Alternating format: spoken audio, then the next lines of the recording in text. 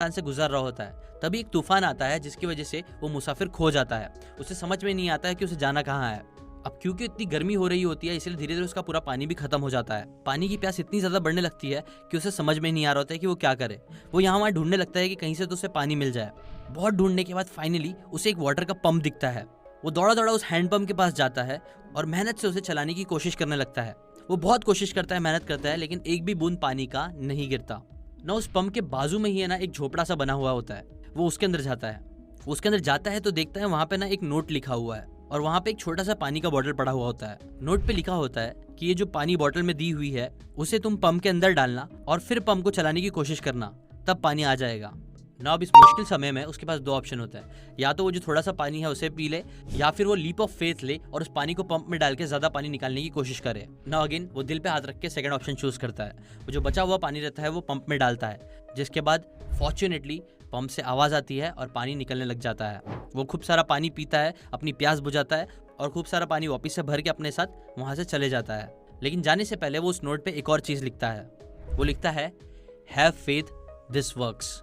ना देखो दोस्तों, इस स्टोरी का जो मोरल है ना वो है फेथ के ऊपर, कि जब आप फेथ लेके कोई बड़ा काम करने जाते हो, अपने ऊपर भरोसा करते हो, बिलीव करते हो, तो उसके वजह से कई बार आपको रिजल्ट्स भी मिलते हैं। अगर आपको जिंदगी में बड़े बड़े काम करना है, अपनी लाइफ को पूरी तरीके से बदलना है, तो आपको अपने ऊपर फेथ रखना पड़ेगा। आपको चीजों पे, प्रोसेस पे फेथ रखना पड़ेगा। फेथ आपको जिंदगी में आगे बढ़ने में बहुत हेल्प करेगा और ये क्वालिटी को बढ़ाने में आपकी बहुत अच्छी हेल्प कर सकता है एक बुक जिसका नाम है थिंक एंड ग्रो रिच, जो आपको जरूर पढ़नी चाहिए। अब आते हैं नेक्स्ट स्टोरी पे। कुछ रिसर्चर्स ने बंदरों के ऊपर एक एक्सपेरिमेंट करा, जहां उन्होंने 5 बंदरों को एक केज में बंद कर दिया और एग्जैक्टली उनके सर के ऊपर थोड़ी ऊंचाई पे एक केले को टंगा के रख दिया। ना उस केले को लेने के लिए उन्होंने वहां पे एक सीढ़ी भी रख दी थी। लेकिन वो लोग क्या करते थे कि जब भी वो बंदर सीढ़ी चढ़ के वो केले को लेना जाता था, तब वो लोग बाहर से पानी फेंकते थे और पानी सारे बंदरों के ऊपर फेंकते थे, जिसकी वजह से क्या होता था कि बंदरों को बहुत खराब लगता था और वो लोग नीचे चले जाते थे, भाग जाते थे। ना ये चीज उन्होंने लगातार करना स्टार्ट करी। जब भी कोई बंदर सीढ़ी चढ़ने की कोशिश करता, वो लोग उसे पानी से थोड़ा बहुत, आप बोल सकते हो, टॉर्चर करते। जिसके बाद क्या हुआ कि धीरे धीरे बंदरों को समझ में आने लग गया कि अगर वो लोग सीढ़ी चढ़ेंगे तो उन लोगों को पनिशमेंट दी जाएगी। और फिर आप बोल सकते हो कि उन्होंने ग्रुप में ही डिसाइड कर लिया, बिना एक दूसरे को कुछ बोले, कि कोई भी अगर लेड चढ़ेगा तो उसे वो लोग मारेंगे। और फिर वो लोग वही करने लग गए। ना ये चीज वो 5 बंदरों के साथ हो रही थी, तब तक तो चीजें ठीक थी। लेकिन फिर रिसर्चर्स ने कुछ इंटरेस्टिंग चीजें करना स्टार्ट करी। उन्होंने क्या किया कि उन्होंने एक एक करके उन पुराने बंदरों को निकालना स्टार्ट किया और उसकी जगह पे एक नया बंदर डाला। ना जब भी नया बंदर आता था, वो चढ़ने की कोशिश करता था सीढ़ी, तो सारे बंदर उसको मिलके मारने लग जाते, जिसकी वजह से वो जो नया बंदर होता उसे भी समझ में आ जाता था कि हाँ, यहाँ पे नहीं चढ़ना है वरना ये लोग मुझे मारेंगे, इसलिए वो लोग उतर जाते। ऐसे ही फिर वो लोग क्या करते कि एक और जो पुराना बंदर होता उसे निकाल देते और नया बंदर इंट्रोड्यूस करते।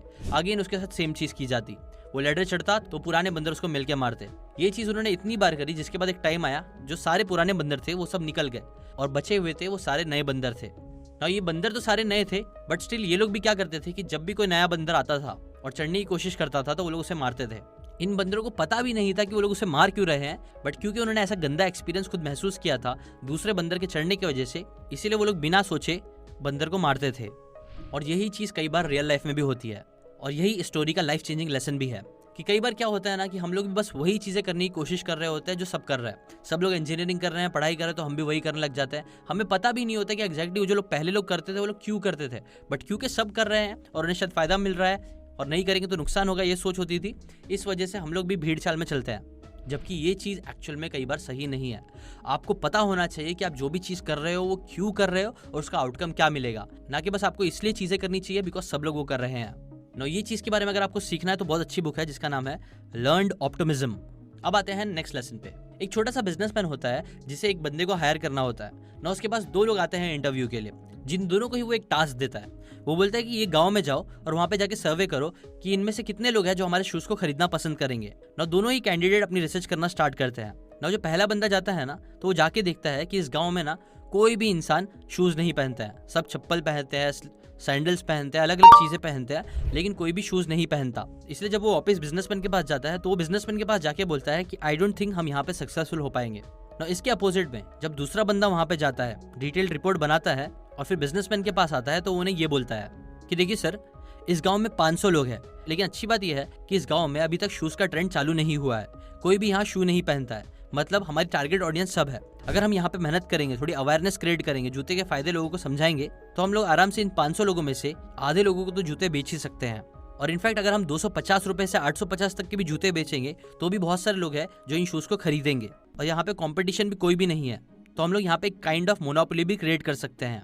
और ये सारी चीज़ें ना एक बहुत ही अच्छी अपॉर्चुनिटी है सर, जिसके लिए हमें जल्द से जल्द एक्शन लेना चाहिए और ट्राई करना चाहिए कि हम सभी लोगों को अपना लॉयल कस्टमर बना ले अच्छी क्वालिटी की चीज़ें देके।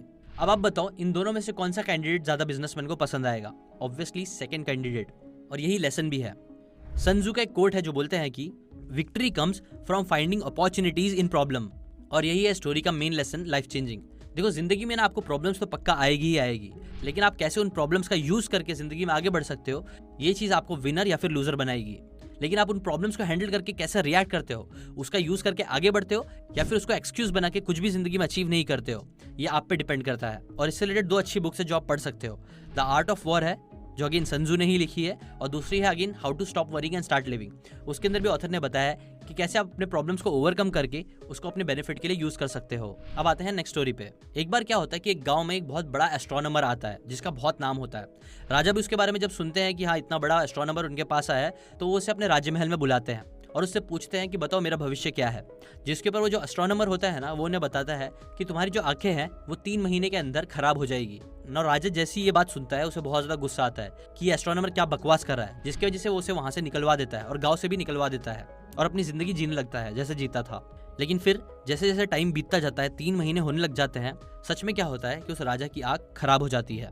और जैसे ही उसकी आंख खराब होती है उसे एस्ट्रोनॉमर की बात याद आती है। वो क्या करते हैं कि उनके जितने भी सिपाही है उनको भेज देते हैं एस्ट्रोनॉमर के पास। वो बोलते हैं कि जाओ पता करो वो कहाँ है। न पता चलने के बाद वो राजा एस्ट्रोनॉमर के पास जाते हैं, उनसे माफी मांगते हैं और पूछते हैं कि बताओ मैं क्या कर सकता हूँ ताकि मेरी आंखें वापस आ जाए ना। जिसके ऊपर एस्ट्रोनॉमर बहुत कामली बोलते हैं कि अगर आप सिर्फ ब्लू कलर को देखने लग जाओगे तो ये चीज आपकी आंखों को सही कर सकता है। ना जैसे ही राजा इस बात को सुनते हैं वो बहुत ज्यादा खुश हो जाते हैं और फौरन फटाफट वहां से निकल जाते हैं। जिसके बाद वो क्या करते हैं कि अपने पूरे राज्य को ब्लू रंग से रंगवा देते हैं। उनका महल, सारे गांव, सारी दीवारें, सब कुछ वो ब्लू बना देते हैं, जिसमें उस राजा का बहुत सारा पैसा जाता है। बट स्टिल वो खुश होता है कि चलो एटलीस्ट मेरी आंखें तो वापस सही हो रही है ना। 1-2 महीने बीत जाते हैं, जिसके बाद वो एस्ट्रोनॉमर वापस से उस गांव की तरफ से जा रहा होता है। तभी वो नोटिस करता है कि वो पूरा गांव ब्लू ब्लू दिख रहा है। जिसके बाद वो राजा के पास फौरन जाते हैं और बोलते हैं कि जब तुम मेरे पास आए थे और जब मैंने तुम्हें ये सोल्यूशन दिया था तब तुमने मेरी आधी बात ही सुने और उसके बाद तुम चले गए।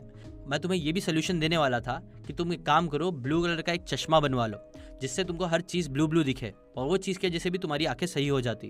तो देखो दोस्तों, इस स्टोरी का मोरल आप यही बोल सकते हो ना कि कई बार हम लोग जब हड़बड़ी में एक्शंस लेते हैं, आधी अधूरी नॉलेज या आधी अधूरी सोल्यूशंस के बेसिस पे एक्शन लेना स्टार्ट करते हैं, तो वो कई बार हमारा बहुत नुकसान करा सकता है। और ज़रूरी भी नहीं वो कि वो बेस्ट सोल्यूशन हो। इसलिए ज़रूरी है कि आप हाफ नॉलेज के चक्कर में ना पड़ो, फुल नॉलेज लेने पे फोकस करो। और यही है 7वां इंपॉर्टेंट लाइफ लेसन जो आपको समझना ज़रूरी है। अब देखो इसी लेसन को समझते हुए ना दोस्तों, हमने बनाया है हमारा OVB प्लेटफॉर्म, जो ऑनलाइन वीडियो बुक्स का प्लेटफॉर्म है। जो समरीज होती है जो आप सीकेन चैनल पे या अलग अलग चैनल्स पे देखते हो, वो कई बार अच्छी होती है, बहुत अच्छी होती है। लेकिन कई बार इन चैनल्स में हम आपको पूरी नॉलेज नहीं दे पाते कि बुक एग्जैक्टली सिखाना क्या चाहती है, क्या अलग अलग स्टेप्स होते हैं जो आप जिसके हेल्प से आप इन सारे लेसन्स को अप्लाई कर सकते हो। ये प्रॉब्लम को समझते हुए मैंने क्या क्रिएट किया, ऑनलाइन वीडियो बुक्स, जहाँ पे हम क्या करते हैं कि पूरी बुक पढ़ते हैं, chapter by chapter, page bye page उसकी समरी बनाते हैं, उसकी ऑडियो रिकॉर्डिंग करके एनिमेशंस करवाते हैं, ताकि आपको बुक की पूरी नॉलेज मिल सके जो ऑथर देना चाहते हैं, जिससे आपको एग्जैक्टली समझ में आ सके कि उस बुक को कैसे अपनी रियल लाइफ में अप्लाई करना है। इसी बेसिस पे हमने हमारा प्लेटफॉर्म बनाया जो आप जाकर जरूर चेकआउट कर सकते हो। सिर्फ 2400 रुपये में आपको साल भर की सब्सक्रिप्शन मिल जाएगी इसकी, जहाँ पे हम लोग हर महीने आपको 2 बुक से लेकर 4 बुक्स तक अपलोड करके देंगे। अभी के लिए जो सब्सक्रिप्शन है वो बस हमने 2400 रुपये रखा है। अगर आप ऐसे नॉर्मली भी बुक खरीदने जाओगे तो उसका भी